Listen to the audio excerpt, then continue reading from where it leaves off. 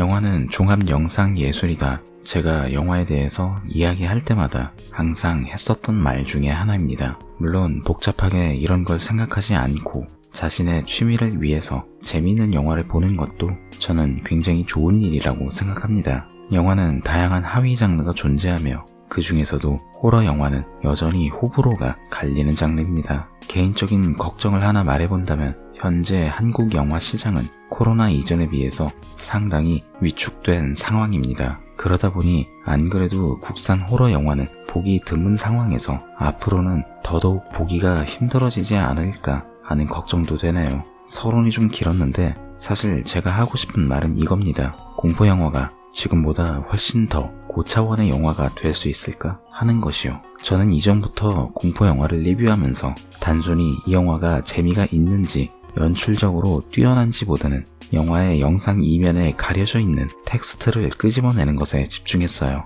대표적인 예를 하나만 든다면 에릭 잉글랜드 감독의 영화 컨트랙티드 같은 영화가 있겠네요. 3일 동안 서서히 좀비가 되어가는 여자의 이야기를 다루면서 그녀가 왜 이런 일을 겪어야 하는지, 그 이유는 무엇인지, 그리고 무엇보다 왜 그녀가 비극의 주인공이어야 하는지 등에 대해서 알기 쉽게 말씀드리고자 했어요. 다시 강조해서 말씀드리자면 단순히 재미있는 공포영화를 보는 것도 좋다고 생각해요. 저는 지금도 B급 공포영화를 좋아하고 또 추천하는 입장을 고수합니다. 다만 어느 순간부터 공포영화는 단순히 무섭거나 혹은 잔인한 장면을 보기 위해서 보는 것이라는 선입견이 생긴 듯 합니다. 굳이 그 시작을 찾아보자면 아무래도 소우와 호스텔 시리즈 같은 고어 영화들이 본격적으로 흥행하면서가 아닐까 싶긴 합니다만 지금 와서 굳이 그런 걸 따져봤자 의미는 없겠죠. 그럼 이런 의문이 드실 겁니다. 제가 앞에서 말한 것처럼 그런 고차원의 호러 영화가 존재하는가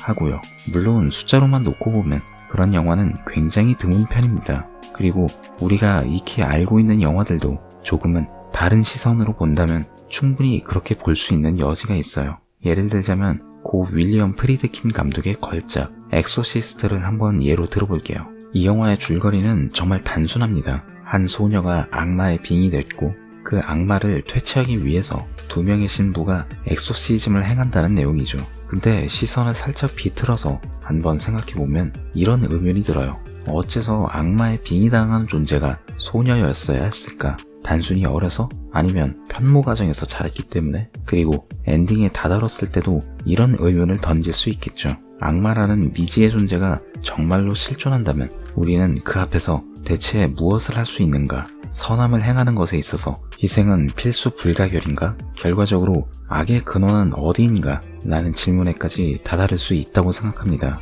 물론 굳이 이렇게 머리 아프게 생각하지 않아도 영화 자체가 재미있다면 그것만으로 충분하지만 이렇게 생각을 조금만 바꿔본다면 하나의 영화도 여러가지 다양한 시각으로 바라볼 수 있게 됩니다. 제가 공포영화를 리뷰하는 이유가 바로 이런 이유예요. 공포영화를 좋아하시는 분들이 보통 영화를 고를 때 이 영화에 어떤 메시지가 있을지 혹은 감독이 이 영화를 통해 무슨 이야기를 하고 싶은지 그런 걸 굳이 생각하면서 보는 사람은 굉장히 적은 편입니다. 물론 항상 공포영화를 보면서 그렇게 봐야만 할 의무는 없습니다. 세상에는 그냥 단순히 재미를 위해서 만들어진 영화도 많으니까요. 다만 그럼에도 불구하고 몇몇 영화들의 영상 뒤에 숨겨진 그 모든 텍스트를 단순히 오락적 재미를 위해서라는 이유로 몽땅 무시해버리는 건 안타까운 일이라고 생각합니다. 창작자의 의도를 무시하고 단순히 영화의 재미만을 놓고 그 영화가 좋은 영화다, 나쁜 영화다를 논하는 건 이미 이전에 한번 이야기했으니 넘어가도록 하겠습니다. 저는 호러 영화에서도 그런 심도 깊은 이야기를 얼마든지 다룰 수 있다고 생각해요. 애초에 호러 영화에서 굳이 그래야 해? 라거나 그래봤자 B급 장르 영화에 불과하잖아 라고 말하는 건 호러 영화가 가진 잠재성의 한계를 긋는 느낌입니다. 그리고 그런 태도들은 호러 영화의 발전을 위해서도 딱히 좋은 태도는 아니라는 것이 제 생각이에요. 파스칼 로지에 감독의 마터스만 놓고 봐도 겉보기엔 꿈도 희망도 없는 영화이긴 하지만 그 뒷면을 잘 살펴보면 종교에 대한 이야기를 하고 있는 것처럼요. 최근에 좀 난해한 영화들을 자주 리뷰했던 것도 저에게 예전부터 있던 이미지를 벗어나고 싶은 것도 있지만 제 구독자분들이신 뉴비님들께 알려드리고 싶었어요. 하나의 영화를 보더라도 서로 다른 시선에서 본다면 그 영화를 완전히 다르게 볼 수 있는 경험을 할 수 있고 또 그걸 통해서 영화에 대한 시야가 넓어질 수 있다는 걸요. 그럼 영화를 보는 재미가 이전보다 훨씬 더 재밌어집니다. 하나의 장면을 보더라도 이 대사가 혹은 이 장면이 영화의 맥락에서 어떤 의미로 쓰였는지를 알게 된다면, 그리고 그걸 다른 사람과 대화를 하면서 공유를 하게 될 때 찾아오는 즐거움은 정말 굉장한 것들이니까요. 이 간단한 말을 하기 위해서 참 멀리도 돌아왔다는 느낌도 있지만 원래 누군가를 설득한다는 것이 쉬운 일은 아니니까요.